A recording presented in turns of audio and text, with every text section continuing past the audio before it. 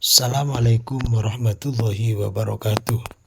Selamat berjumpa lagi dengan channel kami Santri Media. Aktivitas santri dan konten Islami. Silakan subscribe, like, dan komen agar konten-konten kebaikan terus berlanjut dan banyak memberikan manfaat kepada masyarakat. Jejak sejarah dalam syariat Islam. Historia Magistra Vitae. Demikian bunyi pepatah Latin yang memiliki arti literal. Sejarah adalah guru kehidupan.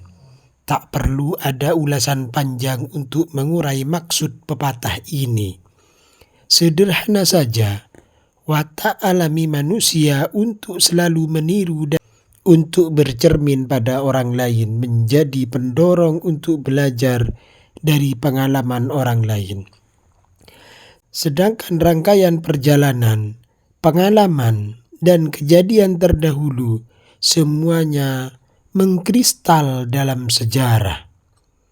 Karena itulah tak ada satupun peradaban maju yang meragukan manfaat ataupun mengabaikan sejarah.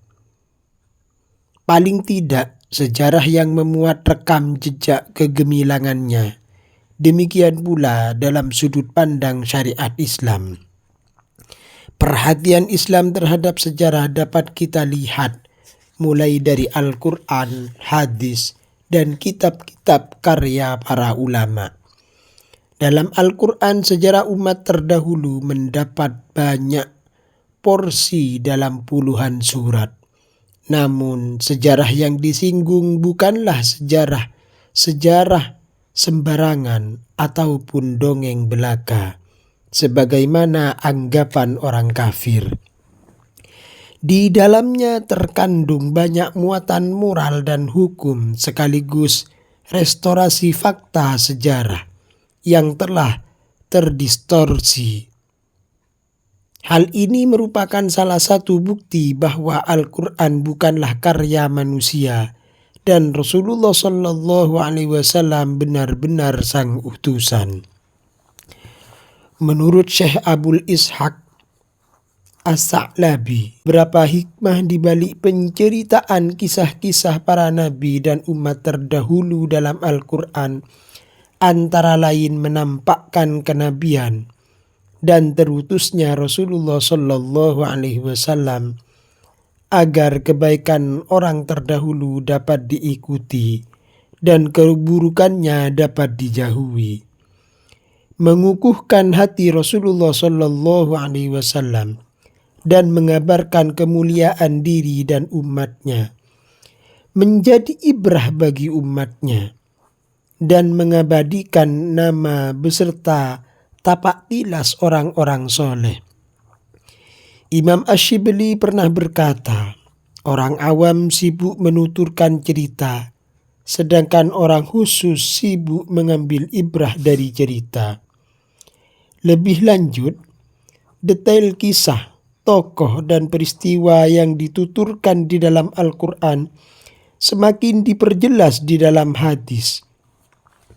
Kisah-kisah ini kemudian menjadi pusat perhatian para ulama dalam penerapan salah satu kaidah yang menyatakan bahwa syariat umat terdahulu juga menjadi syariat kita selama tidak dinasakh. Tentu saja, semua itu hanyalah cerita pendukung terhadap sejarah tokoh utama dalam Islam, yaitu Rasulullah SAW.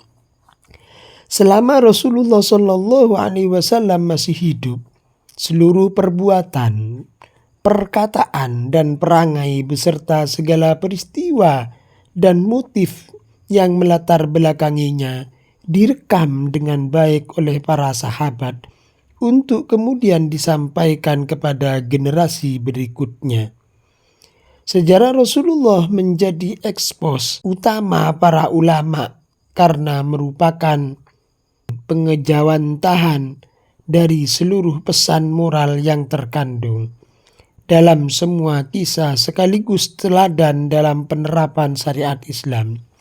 Sebab itu, khusus sirah nabawiyah, tujuan mempelajarinya tidak sekadar untuk mengetahui kronologi peristiwa sejarah ataupun kisah-kisah menarik yang mengintarinya.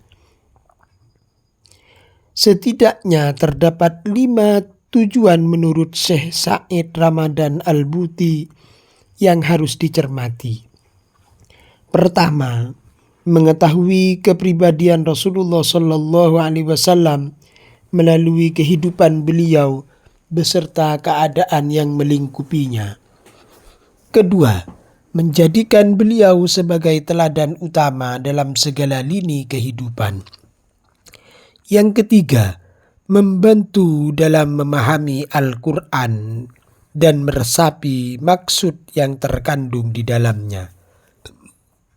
Keempat, memperoleh banyak kadar pengetahuan mengenai Islam dengan benar karena seluruh penerapan syariat terhimpun dalam diri Rasulullah Sallallahu Alaihi Wasallam. Kelima, menjadikan Rasulullah Sallallahu Alaihi Wasallam sebagai teladan bagi para dai dan pendidik dalam metode pendidikan dan pengajaran yang ideal dan efektif. Seiring berlalunya waktu, ruang lingkup sejarah yang dikaji para ulama semakin meluas dengan beragam tujuan, tetapi tetap mengacu dan memusat pada sirah nabawiyah. Salah satu tujuan yang dianggap sangat penting adalah menjaga validitas kabar, ajaran, dan bahkan kebijakan yang berasal dari Rasulullah Shallallahu Alaihi Wasallam ataupun para sahabat. Untuk tujuan ini, para ulama mulai menulis karya tentang sejarah para perawi hadis secara detail. Pengaruhnya sangat signifikan terhadap detail syariat. Dari sejarah ini, para ulama dapat mengetahui status nasikh mansuh pada dalil-dalil yang bertentangan, kebersambungan sanad hadis, kredibilitas para perawi hadis, dan lain-lain. Pada abad-abad berikutnya, sejarah para ulama pembawa syariat juga masuk dalam tema pembahasan untuk menjaga sanad keilmuan yang berasal dari Rasulullah Sallallahu Alaihi Wasallam. Melalui pengetahuan sejarah ini pula, tipu daya musuh-musuh Islam dapat diungkap. Dalam kitab Al-Ilannya Imam Asy-Syakhawi bercerita bahwa kaum Yahudi dari wilayah Khaybar pernah menyodorkan surat yang diklaim berasal dari Rasulullah Shallallahu Alaihi Wasallam kepada pihak pemerintah.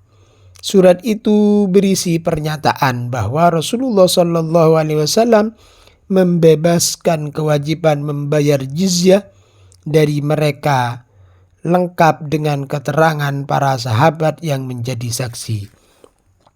Menurut mereka, surat tersebut ditulis oleh Sayyidina Ali, pihak pemerintah, kemudian memperlihatkan surat tersebut kepada Syekh Abu Bakar Al-Khatib untuk diperiksa keasliannya.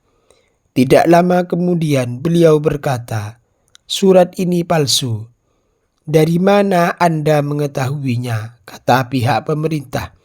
Beliau menjawab, di surat tersebut salah satu saksinya adalah Muawiyah, padahal beliau masuk Islam pada tahun penaklukan kota Mekkah, sedangkan Khaybar ditaklukkan pada tahun ke-7.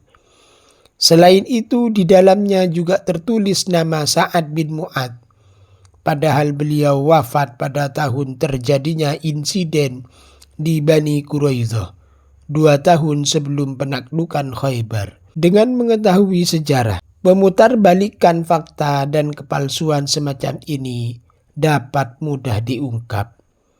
Lantas, apakah sejarah yang tidak berhubungan dengan syariat tidak dapat tempat dalam Islam?